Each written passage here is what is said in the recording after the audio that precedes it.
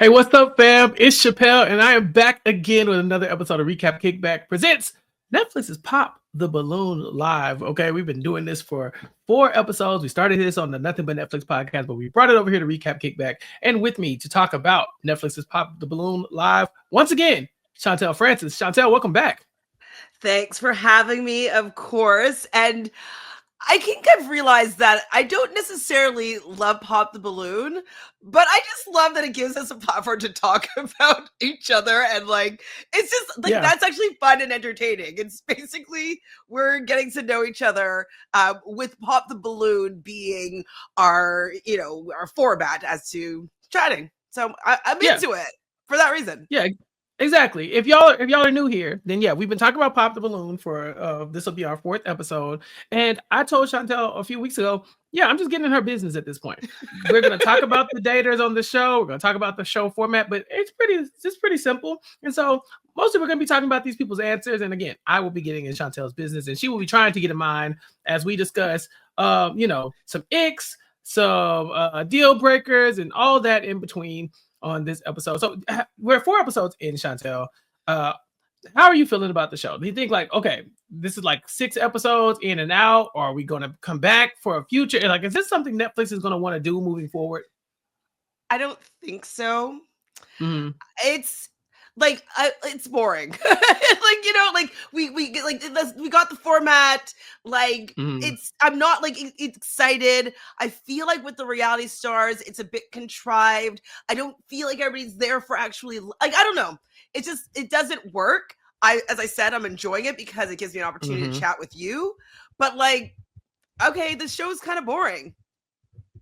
Yeah, it's not a lot of excitement. It's a very standard dating show, like you would the classic dating shows, right? Where the dating game or the newlywed game, stuff like that, where it's the same thing over and over every week. And if you like that kind of thing, you'll be here. But if you're looking for something fresh and fun that wasn't already done on YouTube for years at this time, then this is not really the place to find that, Yeah, and I've watched pretty much every dating reality TV show, and there's even one that was based in Toronto 20 years ago. I think it was called, I don't know, it was Matchmaker or something like that, where basically a friend would set up her friend or their friend with another dater, and then they would be in the limousine with the host, and they would watch their friend on a date. And I'm and they're commenting on it. I'm like, okay, that's something I can get behind. They can do that over and over again, and that's interesting. But there's something about the same thing every week that's just not that interesting to me. Maybe it's the people are not that interesting. I really like Yvonne. I think that she's a really captivating host. I find her fun. I want to hang out with her. I think she's cool. But I think her talent's kind of wasted on this show because I think it's kind of a flop. It's very simple, and like you said, it's been done better on YouTube. We talked about Pop the Balloon Live as far as its original iteration, and we love that. Keep doing what you're doing over there. But as far as Netflix, maybe they might have to spice it up a little bit, because you're right. We grew up with different dating shows, but they were very exciting, and they took big swings. I think the balloon thing is interesting, but it's been done a million times, obviously, at this point. And so remember Room Raiders, where the daters would go in and check people's rooms and see what was in there that they liked, or Next, where everybody gets off a bus, and then it's kind of entertaining to see how long they last on the bus. It's stuff like that. It happens. But here, this is very different. This is Pop the Balloon, where some people will come out, they're going to say their preferences, and then we're going to see them pop for different daters to see who is going to be the last dater standing, and then to see if there's a pop or a lock. And that's what we're doing every week. And so now, episode 4, we have 4 new daters, and this time it's the women and the panels of men. And so, Chantele, we meet Lainey, 29, from Chicago in LA. She says her last relationship was a year ago. She's career-oriented. She's fit and confident, but she's looking for somebody who's like that, but not arrogant. She's goofy and laughs through life and wants to have kids. So immediately I thought, it's a blonde lady. She should be fine. Typically in dating shows on these shows, she'll be all right. Yeah, people's type is blonde. Yeah, sometimes people type just be blonde and not braids, apparently, Chantele. We'll get to that later. I have one braid. Yeah, yeah, we'll get to that. And so we meet Griffin, who's 36, he pops his balloon immediately. He says, she looks like my sister. And she says, well, you weren't my type anyway with that type of shirt on. So we're back to shaming people for their wardrobe, Chantele. I mean, she's shaming him for his wardrobe, and I think she's a beautiful girl, but I didn't love her dress, to be honest. Like, I think that she could have put on something that was a little bit more flattering. Like, I didn't think that her look was all that great for her to be throwing out some disses on this man's shirt. I mean, I didn't love his shirt, but it wasn't enough for me to be like, his shirt's terrible. Like, it shows that he has maybe a little bit of sense of style. It looks like he goes out and shops for things that he likes, and I do enjoy the fact that he has a little bit of uniqueness and creativity in his style. And so I think she was just taking a jab back because she was a little bit bruised ego, because he's tall, he's okay looking. Like, she probably thought that at least she'd have that guy be there till the end for her to, be dating. So I think she was just bruised ego. Yeah, she ends up asking them, she says she loves someone who's proud of what they do. And so we meet a couple of the other daters. We meet Drew, who's a content creator and strategist. And he says, I love what I do. In fact, I'm so extra. I dress up and I play Civil War reenactments. And she ain't like that. She ain't like none of it. She ain't like the extra. She ain't like the Civil War reenactment. She popped the balloon so fast. Chantele, have you ever seen these type of like these is it LARPing that people do when they dress up? Well, that's a little bit different, I believe. Okay. LARPing, I think, is a more fantasy vibe. Yeah. Now, in Montreal, where I lived for about 8 years of my life, on Sundays at Montreal, like this park, it was called the Tam Tams. And at the Tam Tams, there's a big area where people would be LARPing every single Sunday. Everybody else is like, kind of hippies with their like devil sticks and hacky sacks and, their drums or whatever. But then this big area, people are dressed in medieval gear and they're like, I slay the dragon and I save the maiden. Like, so it's not really my flex, but like, I definitely know about it. Yeah, she did not like this at all. I've never met anybody. You like it? Civil War reenactor? Not like particularly. If a woman told me that she does that, I'd be like, oh, okay. Like that's interesting. But you go, but you go, girl. Be happy for you. You know what I'm saying? Like, but like, is that going to impact? Is that going to impact me? It's like probably not, right? As long as you're not like, hey, we're doing this Civil War reenactment, and I want you to be there. By the way, I'm in the South. I'm like, no, thank you. I know you're on the wrong side of the fight here. Yeah. Maybe he's a different war. Maybe war at all. Yeah, but it sounds like he's a theater guy. He likes to dress up and act, and she just wasn't having it. Yeah, I can understand that being a little bit too nerdy in a direction that she probably wasn't willing to tap into. Like, I used to play Dungeons and Dragons when I was a kid, and that could be a big ick for somebody. Like, if he said that, she might be like, ooh, like fantasy, like Dungeons and Dragons, that's so weird. And I'm like, I would think that was kind of more cool though than she would. So I don't think I do Civil War reenactments, but if it was D&D, I'd be okay with it. He loves himself and what he does, and I think that's cool because I know that sometimes I've had to introduce myself to women, and they say, "What do you do?" And I say, "I'm a podcaster." And they're like, ooh. "Oh," and you can see like I'm like, "Well, not that kind of podcaster. Like, I'm not like sitting around the table with my homeboys being like, women be shopping, you know what I'm saying? Like, women, am I right?" I'm like, I talk about TV, and they're like, "Oh, okay. Now what about TV?" It's like you gotta kind of reel them in. Because they already picture me wearing like a gold chain and a black turtleneck sweater. I'm like, no, that's not the one. So I get it, but I do love what I do. And so I wouldn't be ashamed to say it. You have to pop, you just have to pop. And so she ends up moving on to Devin. He says he takes his self-care to the next level. He gets pedicures and facials on a daily basis. Now, I just don't know where you find the time to do a pedicure and facial 2 hours daily. every day. That's crazy. That's a lot of time. That's not a lot of time to you. Like, that's a lot of time, right? I'm not tripping, am I? It's a lot of time. Maybe he meant to say a week and he said daily. Or maybe he wanted to say like on the regular and he said on the daily. Right. You know what I mean? Like, maybe he just fumbled his words. It's live because like, if you're going to get you won't have any cuticles to trim and like you just had your nails freshly painted. Like, yeah, they might be clear, but it's just freshly done. So it actually, there's nothing to be, maybe to get a foot massage. Maybe he gets foot massages every day. Daily foot massages is wild. Daily. I mean, if you got it, go for it. But yeah. Have you ever had a foot massage? I mean, I've had my feet worked on before. You know what I'm saying? I wouldn't call it a foot Feels pretty massage, but they good. definitely Oh. they go in. Yeah, but I don't know if I got like 2 hours to dedicate myself to it. It's just like you said, a pedicure and a facial seems like a lot, but hey, you take care of yourself. And she doesn't seem to find a problem with this at all. You know, if he like it, we love it. So, you know, good for him. We meet Dominic, who's 30. He says his red flag is that his confidence can be perceived as arrogance. And you can tell he's kind of towing the line between arrogance and confidence. And she's a little, she's a little hesitant because she said initially, Chantele, that she doesn't like arrogance. And I think it's really hard sometimes. I think the line gets blurred for some people. Not for me, but maybe for other people. What do you think? For him, like I felt that he probably is more on the arrogant side than just confident side. Like there's no way that somebody would wear a shirt that tight with muscles that big without being a little bit arrogant. Like that's not a humble long sleeve, you know what I mean? So I think that he was trying to pretend that he wasn't as arrogant as he actually might be.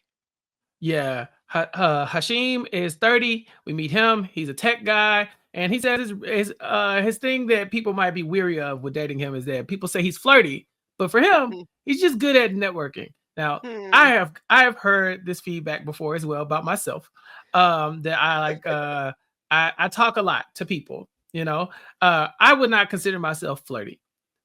But in a situation where I need to turn it on, I can turn it on. But I don't think I'm a person who flirts with everybody. And I think there's a big distinction there. Do you think this is a red flag for you, Chantele? Someone who people would describe as very flirty? I'm someone or just someone in general? I said, well, how do you feel about his red flag being that he's very flirty? Well, I don't know if you recognize him, but I sure did. No, and I don't know this man. He was on Temptation Island most recent season. Oh, and he did go and try to swoop in and steal a girl. He had a really good kind of relationship with, I believe her name was Chantele, but I'm not 100% sure. And so he was one of the singletons that came in to try to woo someone that was in a relationship. So I'd be hesitant about his flirtatious ways because it seems, especially with like what I've seen with him throughout the rest of the episode, that he's actually not that serious. And so I would take this as a red flag, knowing what I know about him now, is that like he likes having people be interested in him, but he doesn't want to commit really, Yeah, I could see that. But he says it's good for networking. Like this is his business. Sure. He's a tech guy. He got to make a lot of connections. Probably going to a lot of bars and parties and stuff, meeting people. That's how I feel. I feel like I'm always like going and like meeting a lot of different people. And I know you probably feel the same, is that we're constantly meeting a bunch of people. And so you kind of have to be on, Now, if you take that outside of work, then that's your business, But I don't think there's anything with being social. But I think there's a line between social and flirty. I feel like your flirty or social and his social are different. Yeah, I think so as well. I just, from what I know about him on the episode, I would say that it's not, his style is not just social, it seems. Yeah. So we're talking red flags here, or at least things that people could perceive that we would have as a red flag. Elliot, he is 31, and we will hear that over and over again because he is not looking for a woman who is older than him in any shape, form, or fashion, it seems. He's an immigration lawyer, and he says he's a bad texter. Now, my hand goes up. I am guilty. Okay. I'm guilty as charged. I am a bad texter. Everybody who meets me knows it. Everybody who's ever texted me knows it. I cannot change that about me. I do not enjoy texting. I don't like having my phone in my hand because I have to do it all the time for work anyway. I feel like I'm constantly scrolling. I just don't want to send a bunch of text messages. Just tell me what it is you want and we can have the conversation. Call me. Seriously, call me. But if you're texting me all the time, you will get ignored. And it's not on purpose. It's just I can't focus on texting of all the things. It's not a good. It's not like, again. This is me. Like we're on a podcast, but this is me talking. Never in the group chat. He never responds to the group chat. We're like, "Are you awake? Are you alive?" We're like, I'm not. I'm not good at texting. Chantele, is that a deal breaker for you? Are you like? Do you need somebody who is more communicative via text specifically? I would have to say yes. Ooh. Well. This is the reason, is because I do a lot of jobs and a lot of my extracurricular things where I can't be on the phone for an hour or can't talk. So, but like, you know, right before I get on a flight, I want to just like send a quick message or whatnot. I can't necessarily be on my phone, you know? And so Mhm. I definitely like my best friend and we text message and voice notes a lot, and then we meet in person a couple times a week. But like, you know, we definitely do a lot of texting back and forth. And so it's something that is a way that I communicate, and I can definitely tell when people are not necessarily big texters, and I don't get offended necessarily by it, but I definitely am a texter. Yeah, it doesn't bother me when people are texters. It's just like, just don't expect me to be one. I don't have like you could if you mention me on a social media app, I'll answer there. You know, like if you really want my attention, you could just send me at me. You know, like it because I'm probably on that app doing something anyway. But it's Yeah. the toggling between the apps that really I'm just not good at it. Sorry. So I thought like, okay, maybe the heat's off me. But then Dylan, who's 31 and lives in LA, he says his red flag is that he has a lot of homegirls. And I used to have a lot of homegirls. Now I got a lot of friends. But it used to be like back in the like maybe about 10 years ago, if I were to get married 10 years ago, there would be like rows of my homegirls that are just like there because they support me and all the thing and all of my foolishness. And they would be there to see like which fool then finally told this man yes, to his proposal or something like that. They would want to be there. But also they need me, like if they like I'm used to being there for my friends. She's gonna say that she's in a very similar role. I guess she said like I'm gonna be like a motherly role with her younger friends and stuff like that. I was like the boy that was around, so I'm used to getting the call. Like something's happened. Come kill the Help bug. me move. I've done all that. Yeah, exactly. Help me move. I'm the guy, right? I get the phone calls late at night. It's just what I do. So it's not so much as now that we're older, and I think people are starting to find their own little, whatever. But it's a long running friendships, a lot of there with a lot of my homegirls. Would that be a problem for you, Chantele? A man with a lot of homegirls? No, not really, because like I have a lot of friends in general. I'm definitely like a girl's girl, and I have more girlfriends than guy friends for sure. Um, as long if I didn't get along with them, that would be an issue, because I would say I'm somebody that gets along with everybody or Mhm. can. And so if there is any sort of friction or like if it doesn't work and vibe immediately, then I might have a problem with it, because I would hope that your best girlfriends would also be my best friends as well, or like at least we could be decently close. And so if there's a problem there, then it might come between us. Okay, sounds good. So we do meet Lorenzo, and Lorenzo is Italian, and we will hear Mhm. that several times over. Oh boy. He is a character in this episode for sure. He talks about being a touring musician and playing the drums and being from Italy, and she shuts him down immediately. She don't want to deal with the music. She's not about to have it. Too loud. She says too loud, and he does say like, "I have a music studio. Like it wouldn't even be that, it wouldn't interfere that much." But Chantele, I have a feeling that she kind of dodged a bullet with Lorenzo. Well, I have to actually tell a story. I'll try to make it brief about my experience with an Italian Lorenzo that was a drummer. So Oh, my friend was dating. you know this man? No, I don't know this man, but I know another one of them. And so my friend was dating this guy. She was living in Rome, and he was in a jazz band. And when I went to visit Italy, she was the only person that I know. So I went and was hanging out with her boyfriend, all their friends, but whatever. So I meet this guy, Lorenzo, not interested in him at all. Just a nice guy. He was the drummer. We exchanged WhatsApps. That's it. Couple years go by. It's COVID. And I see like a screenshot from him that popped up in my WhatsApp and then disappears. And so you know how it goes right into your photos. Yeah. And I'm like, I go to my photos and it's a GIF of him pleasuring himself. And I was like, wait, what's happening here? What? And he's like, oh, I didn't mean to send that to you. I meant to send it to my girly friend. I was like, what? Like, no, he's like, but do you like it? And I'm like, wait, what? Stop. No, I don't. He's like, come on, it's natural. Like, he's going on and trying to convince me to like this dick gif that he sent me. And I'm like, no, I don't want it. And so anyways, so I cut that off, whatever. Like, I told him to stop. And then every once in a while, like, I'll just get a random dick gif or a from this guy, Lorenzo. Why And have it you went not blocked on. this man yet? Well, because like I felt bad because he's like friends of like my friend's boyfriend Oh, or okay. whatever, and so it just was like, and I didn't want to like kink shame him, you know what I mean? Because he was a little bit young, he's like in his 20s, and I'm just like, I just had to endure these like at an unannounced time. I just get like a random like flash of a penis on my phone. Unsolicited meat mail. Chantele, you got to block. You got to block immediately. He's blocked now. But I just needed to share. Like I hear Lorenzo Italian drummer, and I think dick pics. That's it. But this guy was nothing like that, right? No, he didn't. They didn't look alike at all. No, I mean like his actions, personality wise. Because this Lorenzo, this was a piece of work, man. Well, the Lorenzo that I knew, like I never had anything with him whatsoever. He wasn't as a lover boy as this Lorenzo is. He was a little bit more nerdy, a little bit more like he's shooting his shot for sure. Oh, that's crazy. So yeah, he is blocked now.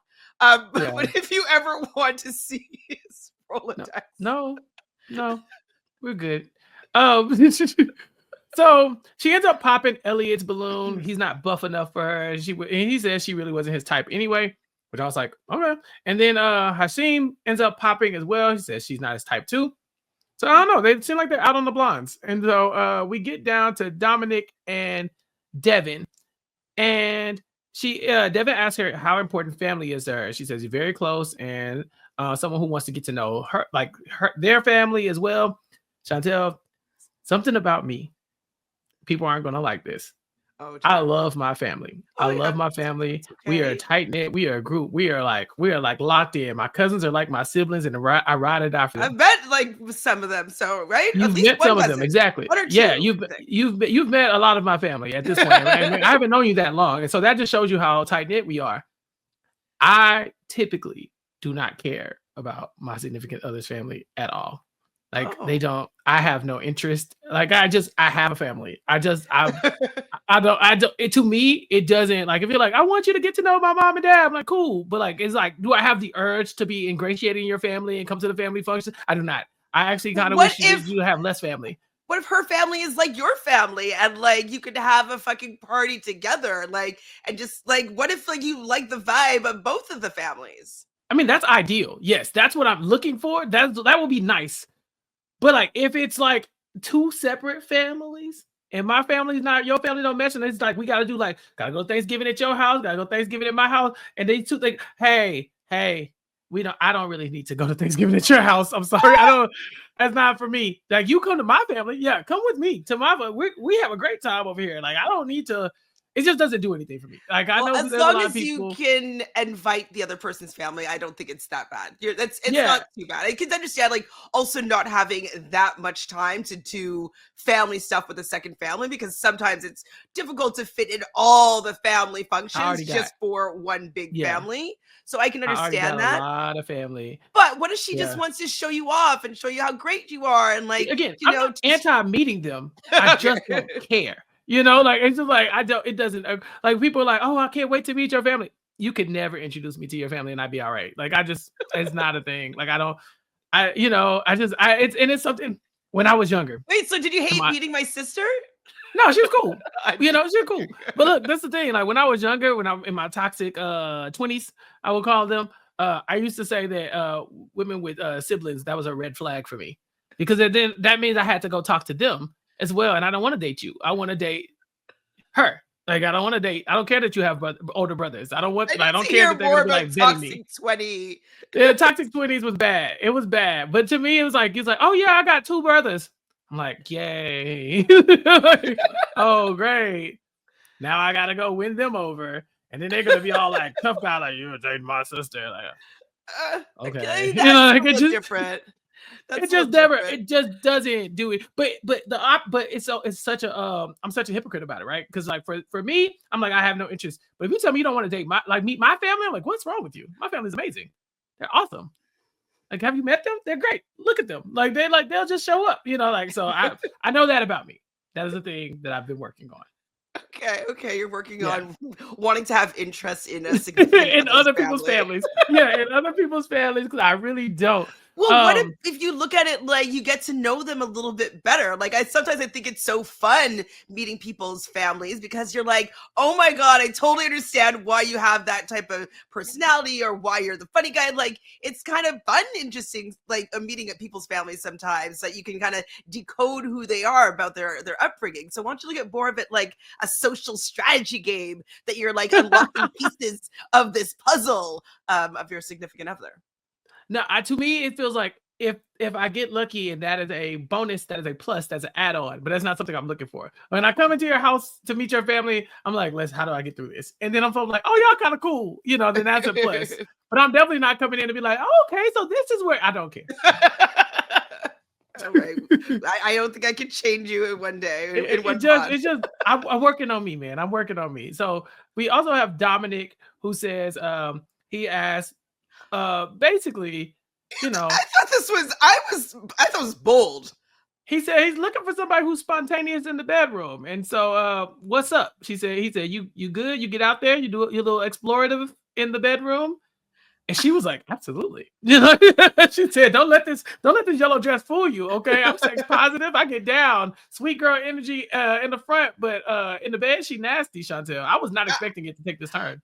I thought that she would have walked over and popped his balloon, to be honest. Because, like, it's fine, her answer or whatever, or that's her beliefs. But I just thought it was, like, just kind of, I don't know, a little bit rude on live TV to be asking a woman if she's getting freaky, like, with some random guy. Like, I don't know. I just thought it was rude. It was a very personal question. She said she liked how forward he was, though. She said she enjoyed it. And it does seem like for these Netflix shows, I think for the last 3 weeks, we haven't really got a lot of questions about sex. I think that it's been very PG, very much like I think people know they're on Netflix, and we talk about this. You don't want to look in like any type of way, and you don't want to spook anybody either. You're asking about sex, and you barely know anything about them, and you're like, okay, but like if I don't pop for you, are you a freak? So it was a bold question to say. Even on like a dating app, if someone like too soon, like I just like next block, like whatever, so I don't know. I if she likes it, great for her, but to me that he would have popped. It comes down balloon pop. It comes down to Dominic and Devin. They asked a question, something like what do you love to do that you don't have time to do a lot of? Chantele, do you have anything like that you love to do but you just can't get around to enough? It would be dancing. I was a professional dancer for pretty much my entire life. I spent 5 to 10 hours a day dancing. And since COVID, I've not been at all. And so that is something that I definitely want to bring back into my life. Like I'd even take classes 3-4 times a week before COVID. And then it's so out of my routine, and some of the studios closed down and stuff like that. So I need to bring it back into my routine. But I'd say dancing and taking dance classes is something that I miss so much that I haven't been doing in the last few years. Yeah. Okay. Mine is skating. I used to skate. Oh yeah, you're a roller skater. Yeah, I used to, but I haven't done it in so long. It's been a minute. It's been like at least a year since I've been skating. Should we find a skating rink next live?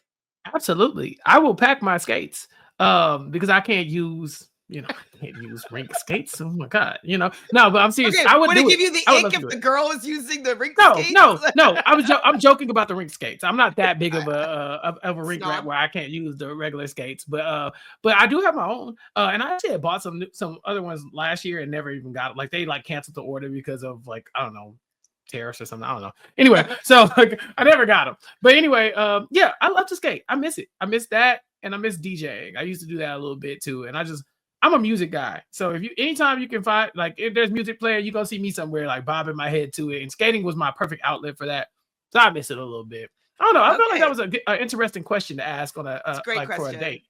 Yeah. I think it's a great question because it would allow them, if they're even on a one-on-one situation, sitting at a table talking, you get to learn a little bit more about them, of course, see what they like to do, see if that's something that you would want to do with them, be like, oh my God, well, we should go skating together. That would be the next thing or whatever. I don't know if you want to go and take a heels dance class with me, but not heels. I love a hip hop class. I used to do a little hip hop back in the day. You know what I'm saying? I used to get out there. I'm not tooting my own horn. I don't want to be too confident and come off as arrogant, but I used to get out there. It used to be my thing. I remember taking a dance class with some people, like a lady from a reality show from So You Think You Can Dance. She was the teacher of that class, and so I did her combo a couple times. Which one? Comfort Fidoki from I want to say she was from season 4. Name's familiar. And then I can't remember. She came on as a few. Yeah, but she used to come, like she from Texas, so I used to see her around, and I used to do her class and stuff like that. So I dance a little bit. I get out there. I used to back in my old days. You know, I can't do it no more. Let's get people from RHAP to do a dance class, a hip hop class in their next city, and not a hip hop class.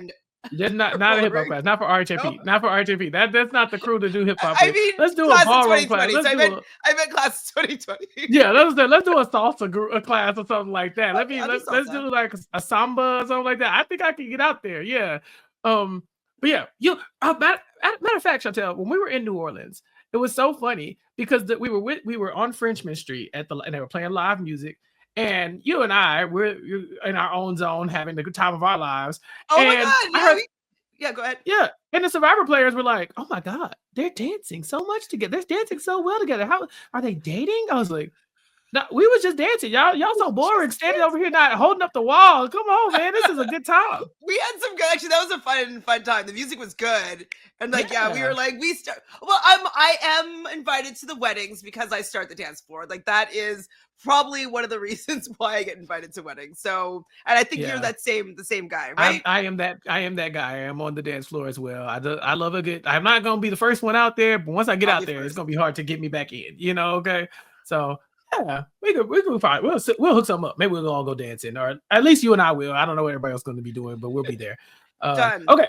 So we get our first lock. She locks with Devin. She says the vibe was stronger. So she goes with Devin. And this is a little streak we're on. Every episode since the first one, we've been getting a couple of locks every episode.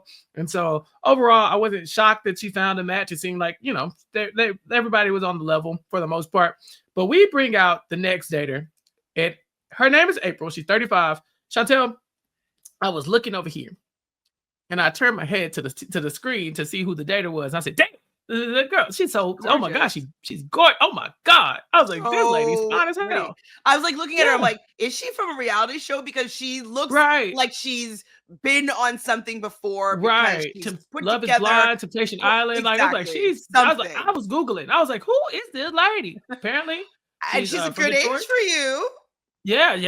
She's a good age for me. Now, we will find out that she is not a good age for many of these men because she is 35 and all of them are about 30 to 31. And we get pop from Dominic, pop from Elliot, pop from Dylan. I was like, y'all, I'm sorry. I don't know. We had to risk it. I'm like, okay, 30, like this is close enough. Like she's so bad. Oh my God. Anyways, the reason why I think that they probably popped their balloon, which annoys me. Like, I don't think it's like the age really at that point. Like, I don't know, because it's a show, right? I think that they're telling them like, hey, just get a match if you can. If they were going on the show for some social media clout, then they would just stick to the end. You know what I mean? And so I don't know. I feel like that she's just wasn't their type. And I don't think it had anything to do with age, which I just think is annoying. Well, they all did say, all three of them said that she was very, very attractive. She's beautiful. Yeah, but they did say that with her being 35, maybe she was looking for something more serious. I think, biological clocks and whatnot. Maybe they're worried about like her wanting to have kids or something like that very soon, and they're not ready. I don't know. Why are they bringing the black girl out to be 35 and older than everybody on this panel? That's what I want to know. Right? I was going to say that about most of these women. I don't think any of them were. I think Lainey was the youngest one. She was 29. Everybody else is over 30. Because the last three women are 35, 34, and 35. So I don't know if you don't ask these men beforehand, like, is 35 too old for you? Or maybe they feel like, well, maybe they're not too old for me, but like I'll try it. But yeah, we get Elliot, who, not to jump too far ahead, he pops for everybody because they're all too old for him. Because he's 31 and 35, 30. What was it? Ameerah was 34. It's all too over him. Why did y'all bring him? Exactly. I've never really, like, it's not, in my opinion, too far of a difference in your 30s. 20 and 25, 26, like, that's a little bit of, it's too much. But like in your 30s, I think is when you can start to maybe ease up on that a little bit. And it's never the guy that's like younger that's like usually has a problem with it. It would be the girl that's be like, he's too young for me. And he'd be like, I'm mature, you know? And so I don't know. It's just yeah, my life is like, wait, I'm old now. I promise, I'm there, I'm ready. But yeah, I think they just don't want to date an older woman, whatever that means. For them to be 31 and 30, so I don't know. 35 to me would not be a deal breaker, but whatever it is to them. She says she does get the ick from mouth noises, and she wants to know what these men's icks are. Chantele, I don't know if we've ever asked this question. Do you have an ick? we've asked it, I think, before. I don't remember what I said my icks were. Wait, can we If it's an ick, you probably could. Yeah. Well, yeah. Okay. Well, let's see. So last episode, we talked about one of my icks that I didn't know was an ick, was building generational wealth. Look, capitalism is an ick for me. Yes. Landlords are an ick for me. Yeah. Capitalism is very much an ick. You cannot be too financially focused. At some point, like I'm gonna start asking you questions about how much we're giving back. And so I gotta, like I said, I have a giving heart. I am like, I'm a guy who's here for service. That is what I do. And so like at some point, making money starts to blur that line. But I wouldn't even say that's one of my biggest ick. It's just that when she said it, it like triggered something in me.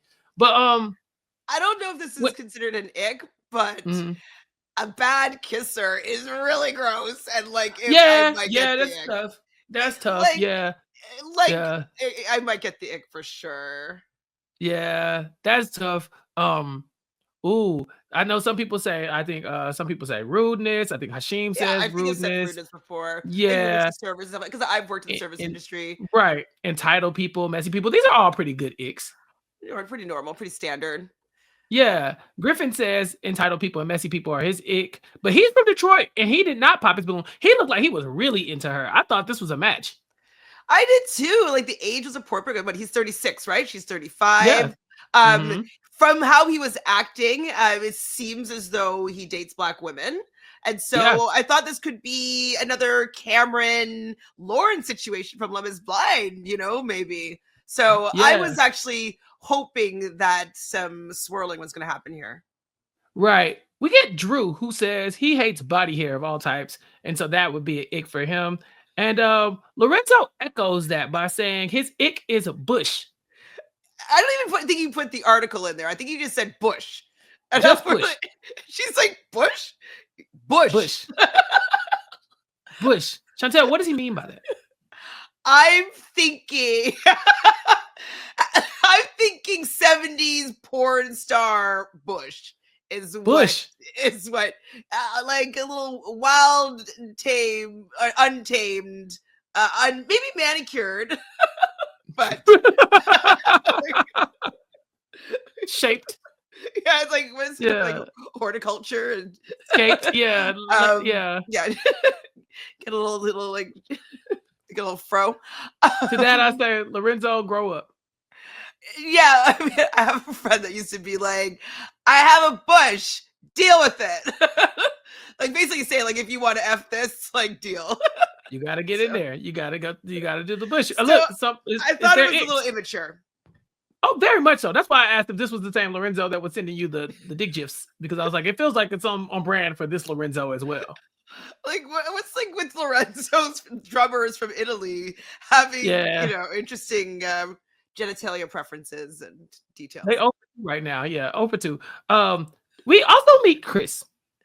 Now, Chris is there. I don't even remember who Chris is right now. Oh, you will. He doesn't like gossip. He says, I'm a music producer. And he starts to try to give his answer like, I don't like for you to be talking about somebody and like, and you instead of just talking to me, you talking to them, and you're always talking about somebody else. So she pops the balloon. She says, that's a lot of ick, and it's not efficient enough. And he says, it's okay. I don't like her hair anyway. Excuse me? I thought her hair was fucking nice. Oh, yeah, Yvonne Orgy says, you don't like women with braids? And the camera zooms in on Yvonne's face, and I was like, oh, What are you gonna say? He's like, "No, it's not really. It's just a lot. It's just a lot. I don't like it." What do you mean by that, Chris? What do you mean by that, What's wrong with Chris? I braids, don't remember Chris? what he looks like, but I remember this. Maybe I just blocked it Oh, out because he's just. Maybe let me find it. yeah. I don't. Like, What does where's he look like? Can you describe him? he was a smaller guy, kind of like he looked almost like a little like an emo kid who's like I grew up a little bit. He said he was a personal trainer and a music person, but he kind of like was a little like shifty in the way he was talking. He was at the end, and Yeah. Oh, every time I does he got have to him, I short knew, black hair with like? yeah, Okay. Okay. I kind of remember what he looks like. He yeah. doesn't. He doesn't get to have an opinion. He's not. No, I don't think so. I think you got to sit this one out, Chris. So yeah, so we get through these, and Drew ends up popping. He says she's too tall for him because she is taller than him. And so Hashim and Griffin are the last two. She says she talks about like health and wellness and consistency and finding out like she needs somebody who can make who is consistent and will make consistent time for her. So they both talk about how they're in the gym. Neither of them is in the gym as much as they would like to be. Hashim says he got some big back activity going on right now, but he could fit her into his life through communication. And so Griffin ends up asking her if she's capable of healthy long-term relationships. And she says she's very close to her family, which is, not the best. I'm joking. But she also says she has some long-term friends. And that's what I have. I have friends that I've been friends with forever. And they ain't I think going it's a nowhere. good question, actually.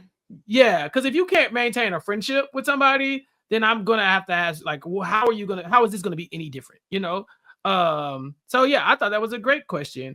I Yeah. have a friend that she got into a relationship with somebody that everybody told her that she shouldn't get into a relationship with them, but then she falls in love, and then he does all the things that everybody had accused him of doing beforehand. But one thing that when I was talking to her about it, I said, "Where are his friends?" And she says Right, he where your friends doesn't at? have any. I'm like, how can you Red be a flag. Red flag. 48-year-old man Red and flag. have no friends? Nobody that vouches for you, nobody that calls you on the regular, nobody that texts you and you leave unread.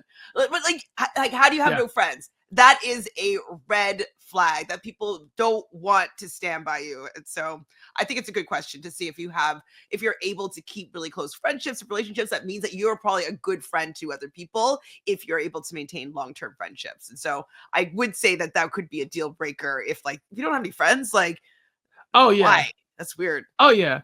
Oh yeah. Also, lack of motivation. If you are not driven to do something, I've been there, done that. I cannot be the most important thing in your life all the time. Like you got to have something else going on. Like you cannot. It cannot be every day you calling me to talk about. Just like you got to be moving up. You got to be trying to do something, make something happen, create something, get a hobby. Learn a trade, do something. God, 100%. Especially if you're gonna be texting me all day because I'm not texting back. So anyway, Hashim says he's away a lot for work and he appreciates someone being autonomous. And she's like, cool, that's exactly how I am. I don't need a lot of that right now. Like you do your thing, I'll do my thing. And she ended up popping Griffin's balloon. I was like, don't do it. Don't do it. Hashim's not serious. He's not serious. He wasn't. So she pops the Griffin's balloon. Griffin's like, damn, you missed out because he was in. And Hashim says, yeah, I'm not really ready for nothing serious. And he pops the balloon. I thought that was rude, to be honest. Because I don't know. I mean, maybe he was trying to make a TV moment. I don't know. But I do think that she was thinking that there was a vibe between them. And if the age thing was going to be an issue, the fact that she might be looking to have something more serious than he's willing to give right now, pop your balloon sooner. Don't take her down to the end of the line like that so she can miss out on a possible connection with Griffin. So I thought it was a little bit selfish. I think so too. And I also think that a lot of them are trying to play the long game anyway because there's still 2 more daters to talk about. And so they're like get that far and they're like, do I really want to hang it all up for this person? Or am I willing to see? It's like you're on the dating apps, right? It's like, if I swipe, you're gone. So it's like I could swipe and you be gone, but I can see what's coming next. But if I don't swipe, I'm with you. But what's next, I'll never get to see. I'll never get to know what was coming next. But it's on TV, or you're in the lounge, you can see it. Yeah, but you don't get a chance to pop your balloon for that person. You don't get a chance. You can definitely still date them if you feel like it. Anyways, I would think that the long game, to me, I think that the reason why Hashim is probably staying is he wants to be on the show for the entire time. But I'm no, but if you make a date and a connection, then you're gonna have the the follow-up date. Oh, we didn't get one of those this week. No, we didn't get one. We didn't get a follow-up date. That's a good point. I didn't even notice that. They always one of those. They always a follow-up date. Who do we remember who the daters are? Probably not. No, we don't. But we'll see them when they come back. Oh, the short guy Cinco? and the taller woman. No, I know about them. 2 weeks ago. Yeah, no, I don't remember. But anyway, we don't get a match here, but we get a familiar face. From She's Big Brother. So good. I was like, Chappell, do you find her cute? Because like age is good and like she's so cute. And I thought she was I really thought she did a good job at being entertaining, cute, pretty, fun, good questions. Like she came off as a catch, in my opinion. I don't know if it's because I already knew who she was, and so like I was already like endeared to her. But I thought that she, out of all the women, was the best dater. So, oh no, I have met Ameerah from Big Brother before. Oh, was she flirty? So one time I was at an event in LA and I was kind of emceeing the event, kind of like what we do for the RJP events. And I was in the VIP with the reality people, and I kept seeing this woman staring at me. And I'm staring at her, trying to figure out who she is. Does she know me from the podcast or something like that? Like, I don't know. She's just staring at me. And so I'm like, and I've been drinking a little bit as well. This is a preference that. Was the grill in or out? Probably in as well, knowing me. And so I'm like, she like sitting next to me, but she's like staring, and I'm like kind of like, oh, you look at me. So I'm staring at her, and in my head I'm thinking, I know this person, I can't place them. But like I'm like, but also she's really pretty. And so of course me, drunk with the grill in, says, oh, you're really pretty. And she goes, yeah, you look good too. I was like, thank you. And I was like, I know you from somewhere. And she goes, maybe from reality TV or something like that. And then it hit me. I was like, you're the one that was bullying Taylor from Big Brother. Now, a normal man does not know these facts. The average person does not watch Big Brother and did not watch the live feeds and see how she did Taylor hell just the summer previous to me meeting her. So I'm like, so now I realize who you are. And I'm like, but I'm also very taken because she is very pretty. Didn't realize how pretty she was because she was on TV in Big Brother house or whatever, and she was being mean to Taylor hell. So now here I am looking at her, and I'm like, oh, it's Ameerah. And so she's like, you know me from TV? Like I probably was on TV, blah, blah. And I was like, no, I don't know you. And she's like, oh, well, you know, I don't know. You probably don't want to know. I was like, what do you mean? She goes, I was a villain on the show. And then she just smiles. And Toxic Chappell was like, really? Tell me more. And so I was talking to her that day. And then, but in the back of my head, I kept saying, remember Taylor hell. It just happened. And so I was like, thank you. It's been fun talking to you, blah, blah. And we went our separate ways. But I did flirt with Ameerah for a little bit before, because I realized I couldn't tell the story. I mean, don't get me wrong. I'm telling the story here.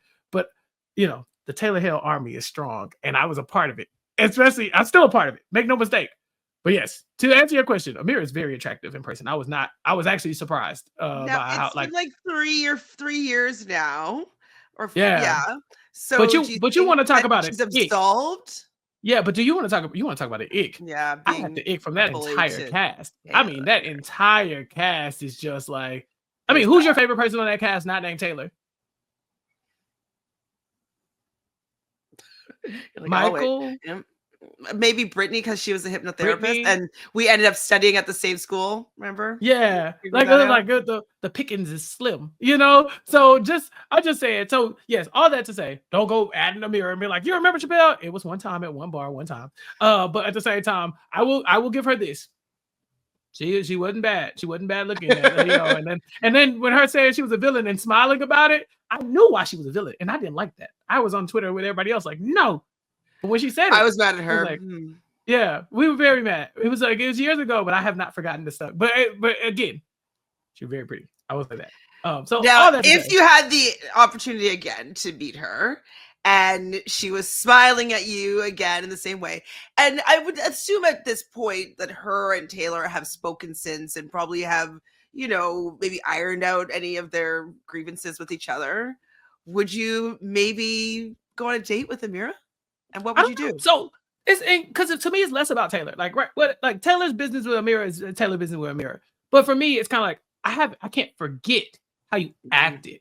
You know, it's like that black lady got bullied in that house, and y'all all let it happen and were part of it. And I'm always gonna remember that you was in there on that. And then we reality TV fans. Let's be real. We're reality TV fans. Those moments are gonna come up. I talk about Big Brother for a living. Me and you talk about Big Brother every year. What I look like being like, and then when they voted out Ameerah ass, and I was like, oh, hey, baby, it's all good. You know, like, oh my God, we were so happy when that happened. We're like, we were so happy. That was like the best day until Taylor won. That was like the best day of my life. And so it was like, oh, seriously, with all jokes aside, I don't know. I feel like that's an ick. I feel like I can't unsee that. You know what I'm saying? Yeah. Don't show your ass on TV. That should be the ick. Do not show your ass on TV. I'm never gonna forget it. That's true. Yeah. It is. It's pretty bad. It's pretty bad. I did forget how. Like I remember not, caring for her and kind of being excited when she was voted out and all that stuff. And then there's other stuff that was going on with her and Monty after. Like I don't know. There was like some gossip.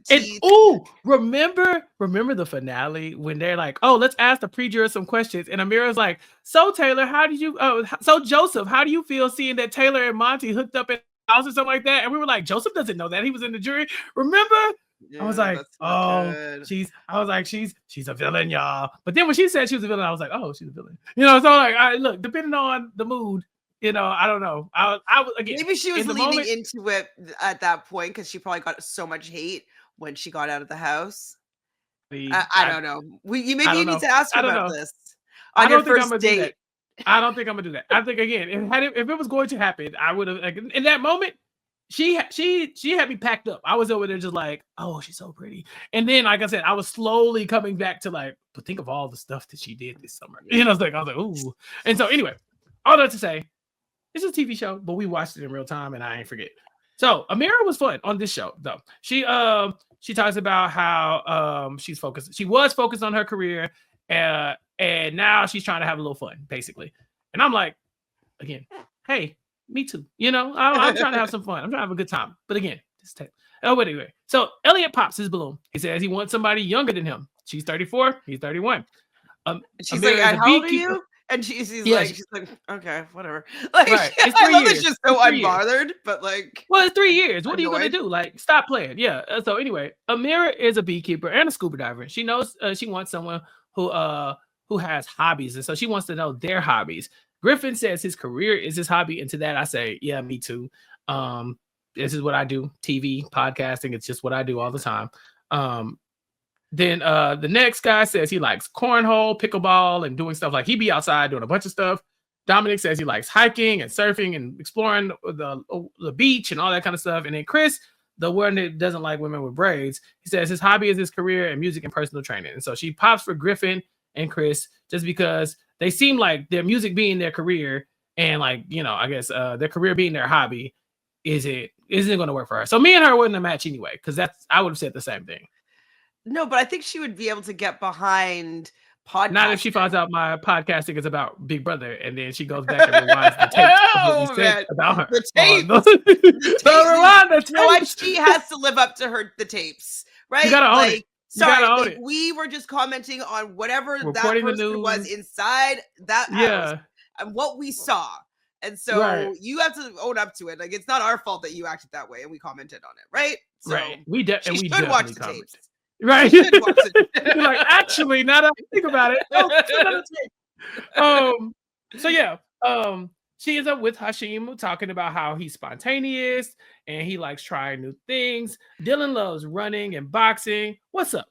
I was just gonna say, she said at the beginning though, because if anybody is not here to be serious or whatever, like, pop your balloon now. And I'm waiting for Hashim to pop his damn balloon, because he says that he's not ready for something serious right now because 35 is too old, and like he wants to still be able to travel and do all this stuff with his career, and he didn't pop his balloon. I thought that I was like, that's a bit disingenuous there, mister. But yeah, no, that's a good point. That's a good point, because she definitely said that, and I was like, 4 people popped last time when she said nobody popped her balloon. She said her age. This time everybody was like, oh, just crickets. Lorenzo is Italian. He reminds us he's into sailing and being one with the ocean, and he says maybe you can teach me something on the first night. And I thought, Lorenzo, what we doing? I'm so not interested. Like Lorenzo is an ick to me. Like he's like that's an ick. I think Italian Lorenzos who are drummers should just be an ick across the board until they prove that they can be, outside without supervision. Because it seems like there are problems. A little bit. I mean, people can be overly forward and overly sexual. Like I'm not trying to be like a prude or anything like that, but like I don't know, it just seemed like slimy, sleazy, and not in a intelligent enough way for me to be like smitten by it. I don't know. I was surprised that she was taken by him wanting to make babies with her. Oh, you and I will make good, beautiful babies. Like, fuck, of course she's gonna make beautiful babies with anybody. Like, but you're just implying that you want to fuck her. It's kind of, gross. And she liked it. She popped for Drew. She almost popped for Lorenzo. He said, "But I'm gonna put a pretty baby in you." And she said, "Oh, never mind." And she pop somebody else. So yeah, she recoiled. Interesting woman. Hashim asked her about what kind of unconventional dates, and she says she would like to do a hot air balloon. Chantele, have you ever done a hot air balloon before? I have not, but I would do one for sure. Like it's definitely in the ballpark of things that I would do. I don't think I would do it. Yeah, I don't think I would do it. Ground. I like to boots on the ground every time. Yeah. Oh, yeah. I don't think I would. There's a world where a 0% chance I would do it, but I would be terrified. Like I would do it, but I would not enjoy going up. Once I'm up in the air, I would probably like, okay, I can relax a little bit, but like getting me off the ground is going to be hard. Have you ever done a helicopter? Yeah, I've done a helicopter. Yeah. I mean, I don't know, but I feel like it'd be similar to that. Right. And I was very drunk on the helicopter as well. Like I was like, guys, I was in Seychelles, off the coast of Africa or whatever, and we were I just like signed up to do a helicopter like around the islands, and it was a great time. I enjoyed myself a lot, and I wasn't actually nervous until we got like closer to the mountains, because I was like, oh, what if we hit something? But air balloon just seems less secure. I feel like helicopters have like there's a way you can save me if something happens with the helicopter. Yeah, I just feel like the air balloon, like, is there like something else in there to save us? Like, is there like parachutes or something like that where you deploy something like a backup balloon? But I think they teach you how to roll it, and that helps you like stay alive or something. I'm good. We're good. No worries. Oh, Chantele, this is a fun one. Dylan says he likes to be asleep at 9 so he can be up by 4. And so sleep schedule is very important for him. Now, Chantele, you seem like this is not for you. It's not. I mean, working for an airline, sometimes I have to wake up freaking early. It's really annoying. And even working for film and television, sometimes I have to wake up freaking early. But it's one-offs. It's not on the regular. It's like, okay, I just have to get through that 3 a.m. like alarm clock going off once, and then I'm good for like 2 months. You know what I mean? I don't know. I feel like I have FOMO if I go to sleep too early. Like even if I'm at home by myself, I'm like, oh, it's too like I can't go to sleep yet. Like I feel like I'm wasting my day sleeping. I love sleeping, but I just can't go to sleep that early. I'll be out loud. I'll be out the latest. I'll stay up the latest, like always. We have done this before. You and I have definitely been the last two to be like, okay, I guess we'll go to the hotel. Like we are definitely the two. I remember when we were in Toronto, we're like walking the street, like, so there's nothing. I'm like, Chantele, there's nothing open. You're like, it's a Wednesday. I'm like, yeah, but still, like we got to find something. There's got to be. If we went downtown, we could find something. But right. Like, we were kind of out of the city. Yeah, we were kind of out of the city. But you and I definitely in New Orleans, same concept. We were out. Every time I can count on like, okay, there's a few people that are going to be sticking the soldiers that are going to be outside. A lot of times me and you are in that group. So I'm not shocked by that, hearing that from you. If I'm up at 4 o'clock in the morning, there's a problem. Like it means I have not gone to sleep yet. Exactly. Like most that's cases all. anyways. Yeah. So she says she be scrolling. She's one of us. Lorenzo, he says he don't have any questions. I don't need any questions. You don't have to worry about me asking no more questions. I already understand. Like I want you. Like you're good for me. And she says, pop. She pops his balloon. She says, you probably been saying that to all the girls. And although she might have read Lorenzo correctly that he is a little, out there, He had not been doing that. This is the first time that he had offered to put a child in someone. And Yvonne pointed this out, and she seemed like, she's like, oh, like she was shocked by it. And then he was trying to steal someone else's balloons. What's his name? I think it was Dylan's balloon. Yeah. But no, let that balloon go though. Yeah, no. It comes down to Hashim and Dylan, and she asks what they're looking for. Hashim says understanding, someone respectful. Dylan says someone funny, spontaneous, and selfless. And so she pops Hashim's balloon because he basically describes exactly how she described herself: funny, spontaneous, and selfless. And so it's a match. Dylan and Ameerah have locked, and so we have another match in this episode. I think it's because he's really cute. I thought he was really cute. I didn't really find his answers that charming and appealing. How did you feel about the fact that he's run 10 marathons in the last year or something insane? Yeah, I'm just like, that's not my vibe. Like I remember this. I had a friend of mine, and he was like, "Oh, I love running. Like, come running with me." And I was like, "Okay, fine. I'll come running with you." Like I never have liked running. It's never been the type of exercise that I enjoyed. And so he had me running, and he's like, motive behind me. Oh, come on, you can do it. And I was like so annoyed the whole time. And I did hit that threshold after about 30 minutes of running where I felt like I could run forever. So you do the runner's high. I get that part of it, but getting there it's not fun enough for me. Like the payoff is not there. So yeah.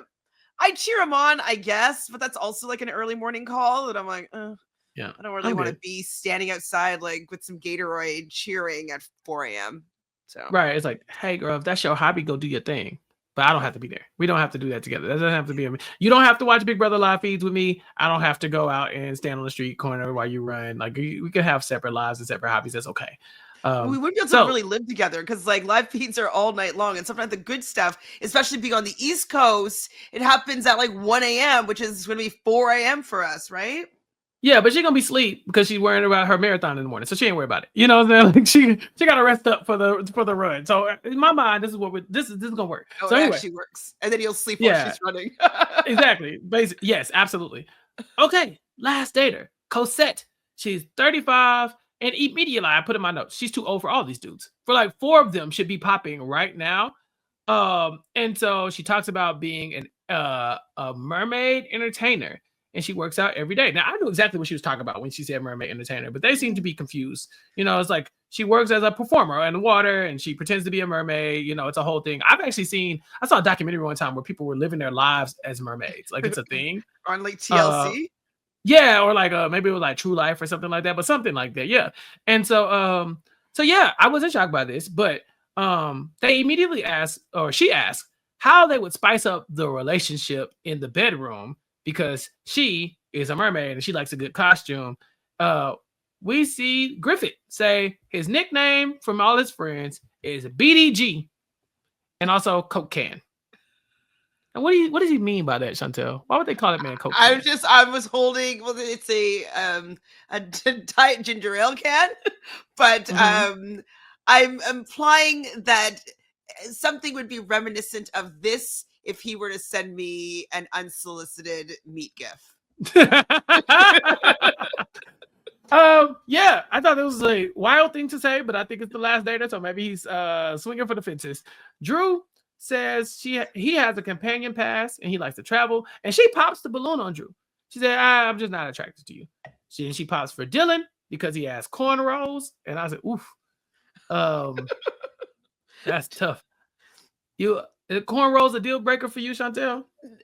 Well, no, but it does say a little bit unserious, right? But no. Now hold on. Now, how the black lady with the braids is good, but the cornrows on the black dude is not good? What's going on? Well, her braids are kind of in a style that's it seems more glamorous, and I just find that cornrows is just it could come across as unserious. Yeah, it got the straight backs, the mics is what my brother has had cornrows. He's in his 40s, and I'm just shave your head. You just shave your head, please. My hair was longer, a month ago maybe, and then I cut it, and people were like, "Oh, I thought you were gonna get braids." It's why would you think that? Like for me, I love my natural hair the way it grows out of my head. I loved how my hair was prior to me cutting it. But even when I cut it, I like the way it looks now. No part of me wants to braid my hair and put little beads on it. It's just not for me. And I guess she shut down the cornrow conversation. I was like, damn, that's tough, man. That man can't even wear cornrows without getting judged for it. That's crazy. But the thing is, though, if he has cornrows, I think that he would not expect, but his woman should be able to braid his hair because that's like a thing. And like, I just don't know if that would work between those two. You know if a man had a big afro and he came to you and was like, hey, we've been dating for a while. I've really been thinking about getting cornrows. You like, I got you. Or are you like, don't do that? I'm not the best braider, but I can get him and send it to my mom. But you support the cornrows move. You're not gonna be like. I know. I would support the move potentially, but it does say unserious. But if we're already dating, I don't know. I let his hair grow that much. It seems unserious, but I don't. It's not a good deal breaker for me. Anytime, and I'm going to be very candid with this, but anytime a white person is commenting on a black person's hair, I automatically like kind of flinch. It's not. And so for her to be like cornrows, I don't like that. Like, okay, you know, like I just why? What's your problem? Yeah, what's the issue? But I do understand what you're saying. I do. So Chris, our guy, Chris, at the end, she pops for him because she says forgetting who this guy is. I'm like, Chris. Yeah, she says he's short. Yeah, so we drop him as well. Elliot is 31, and he says, "Yeah, go ahead and pop my balloon. I don't need mermaids costumes in my life. I'm a simple guy. I'm normal. This is too much for me." What'd you think about that? I mean, I understood where he was coming from, but like, he's just not a catch for me. And the fact that like he thinks he can pop his balloon for any of the 4 women that were there today is just like, excuse me, sir, you're not a catch. Like, you don't really get this option. But anyways, yeah. I think it's akin to like the Civil War reenactment. It's kind of like, that's a lot. You know, it's like, that's what you like to do. That's cool. But I don't need that to be a part of my life. Like, you being a mermaid half the time that you're like, I just don't want to. I'm good. I just try to think of like, what could there's certain people that I've met when I lived in Montreal. I'd say a little bit more wild and crazy times, and I had a lot of friends that used to dress up crazy, scandalous or whatnot. And I'm not gonna lie, I do like a good dress up. So I'm not completely against the mermaid thing. It wouldn't be for me, or if I did it would be like for the joke. I wouldn't be doing it for serious, but I don't think it would be, and I don't think the Civil War thing would be a deal breaker for me. If I said it was before, I don't actually think it would be. Yeah, like it's a little bit outside the box. It's kind of like, it's kind of crazy. If you like it, I say go do it.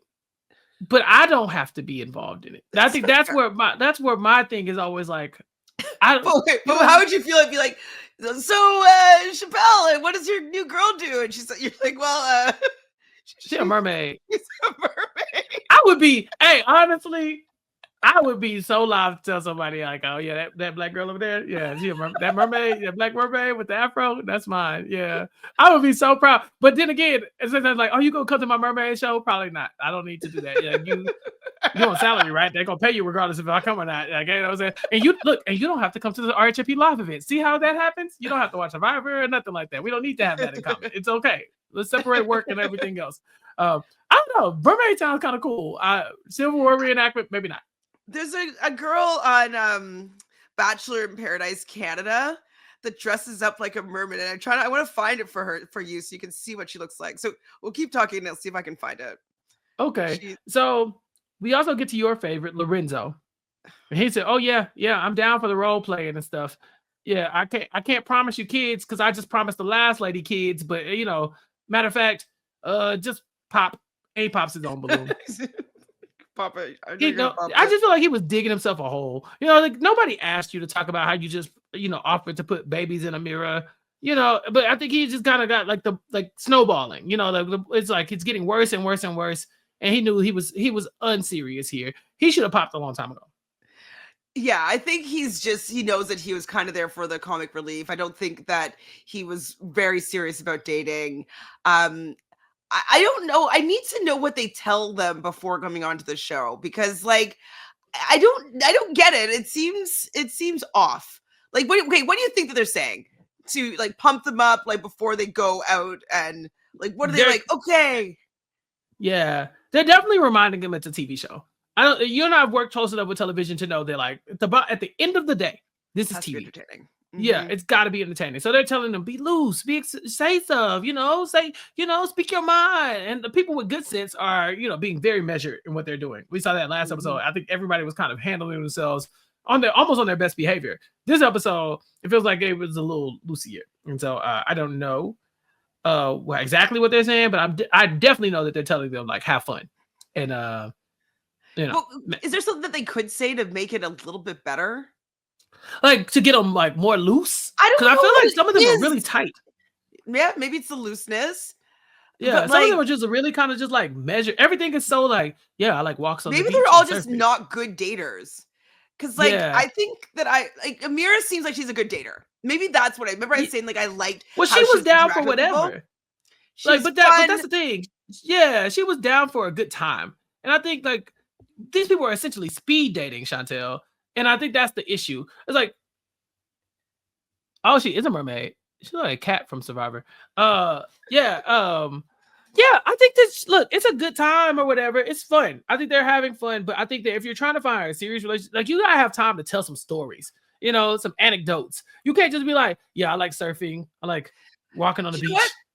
You have nailed it. Actually, that makes so much sense, because how they tell you, or maybe you haven't been told this, but in reality TV, when they're doing confessionals and when they want you to talk about yourself, they usually want you to repeat the question back to them, but tell a story that exemplifies some of the qualities that you're talking about. Like they're always saying like, tell a story.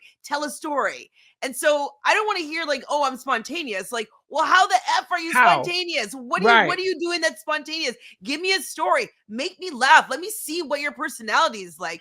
I guess that bothers me about the show is that I don't really know what their personality is, because they just have the scripted response, and I don't really know what that means. Yeah. I think that's why we're enjoying podcasting about it, because we're the ones getting to tell the stories. It's like now we get to elaborate. I love a story so much. Yeah, we love a story. So Lorenzo's a pop, and then we meet Andrew, who came in to replace our last dater. He's 24, and he immediately offers her mouth to mouth, and she pops as well. Well, why did they bring a 24-year-old for this 35-year-old woman? Why? Because they're just. I don't know. They're just trying to see what works. They're just trying to shake it around and just see if they can get it popular. But nobody is talking about it anymore. Like people talked about the first episode. I don't think people are not watching the show anymore. And so I think they're just trying something. And they're trying to make it through. Working. Yeah. I guess they have 2 episodes left. Yeah, 2 more episodes. I think it's 6, or it's either 6 or 7. But yeah, so look, we're 4 episodes in. We've had a few reality stars, but none of the electricity of the first episode with Johnny Bananas and all his controversy. That's why you bring in somebody like Johnny Bananas. And so Ameerah is not able to get that going. Hashim gets to the final 2 a bunch of times, and here he lands with Hashim and Griffin in the final 2. Again, these 2 people have been in the final 2 before. So Griffin says. Griffin says he has dated a Disney princess before who worked at Disney World, and her eyes lit up. I said, oh, well, we found it. And he says, well, as long as she's not crazy, this should work. Is that the mermaid again? Yeah, it's the mermaid, but she does all this crazy cosplay stuff. Oh, okay. She's a bit much, though. Sorry, I don't mean to be distracted. No, you're good. I was like, I ain't seen the mermaid in real life. She asked what he needs in a relationship. She says, like, tell me what it is that you need, so I would know what I need to give you. And he says, if you need a person, then you don't. He said, if at the point in your life where you need a person, you don't really need them. You want the person, and so I don't really like the question. And I was like, okay. And then Hashim says, she asked them both, what do you need in a relationship so that I would know what I need to give to you? And he's like, well, I don't really like the question, what do you need in a relationship? Because if you're in a relationship, you need somebody, you probably shouldn't be in a relationship. You should be in a relationship if you want to be in a relationship, not need. So I don't like the question. Hashim says that he likes communication and to be there for somebody who could be there for him and to be spontaneous. She liked them both, but she picked Hashim. He did it. It's a lock. Chantele, he did it. I think, like, I still think that he wanted as much screen time as possible, and he was getting the date. I think that no matter who was the final person, he was going to do his best to be in that final two, so that he would have the full experience and have the most camera time, and then potentially have a recap on their date that they may have had. And he won. Yeah, you're right. He won. That was like, it's like if you go in this show and you are one of the pop stars, the reality TV stars, this is the best case scenario. You get to be on the whole episode. People get to see your personality. You get to win, so you look desirable. And he was the final two a lot, and he popped those balloons. So yeah, it's almost like he's been on TV before. Like he knew what he was doing. You know, who would have thunk it? A concept. Yeah. Anyway, that's it. That's episode 4. Chantele, we got to come back next week. We're doing this again. We'll do it again. Yeah. I don't know though. Is this still going or does it get a pop? I don't know. Well, that's what I'm going to ask you. Episode 4. So far, we had a pop for this episode 1. We had 2 locks for episodes 1, 2, and 3. Now, episode 4. Is this a pop or a lock? Fuck. Why am I swearing so much today? I must be tired. I think I'm gonna pop if I can with this. Do it. Yes. We got a pop. I'm gonna pop here. this episode. I mean, I definitely liked Ameerah. I thought that she was a highlight this episode. Same with Yvonne. I think she was a highlight. But I thought, like, I just didn't like how Hashim, I don't know. I felt like it was a bit of a game for him. I thought that he had a good connection with April. He kind of popped that balloon because I don't know. So there was something gamey about it that I didn't enjoy. But I do think that there was some shining moments in this episode. I like hearing your Ameerah story, which was a nice plus for this episode. I'm sure you loved hearing my Lorenzo story. You knew Lorenzo. I knew Ameerah. This was a good episode for us. Who knows who they're going to bring on next that we might know. Exactly. So there was some positives for this episode, but on a whole, I think it was a bit of a pop. Yeah. And that's okay, because we'll be back again next week for episode 5. Chantele, where can the people find you until then? What am I doing till then? You know what? I'm not even covering a show right now, so I'm chilling. I am chilling. Maybe I'm gonna find something else to do. What shows have started? Have you been watching The Genius? I started it. I've never been a fan. Like I never watched the Korean version. But I did watch The Devil's Plan, like that was made by the creator of The Genius, and I like that. So I figured I'd give The Genius UK a shot. And I'm 2 episodes in. I liked it so far. It's fine. Yeah, people were saying that it was like super complicated, and I watched this like not complicated really at all for the first episode. Second episode, one of the games was a little bit more complicated, but not that much. But I've been liking that, but I feel like I need another show. I think Destination X is starting soon. I might want to cover that. I saw another messy show, Cheaters. Is that what it's called on Netflix? Well, there's 2 shows coming. There's one called Sneaky Links, and then there's anher show called Cheat. And those are both coming this month. And we'll be covering on there. Okay. We'll be covering. I'll be covering Sneaky Links on Nothing But Netflix with Sasha. And okay. So we're gonna be talking about that. And then I think Cheat is at the end of the month, I think, for Netflix. Okay. Anyways, I don't know what's coming up next. I've never really had a break at this time of year. It's usually Big Brother Canada. And like, so I'm just, out of sorts. But I will be doing, should I surprise it? Oh, no. I'm doing a retrospective with Taryn this week. So I will be talking about the next season, of Big Brother.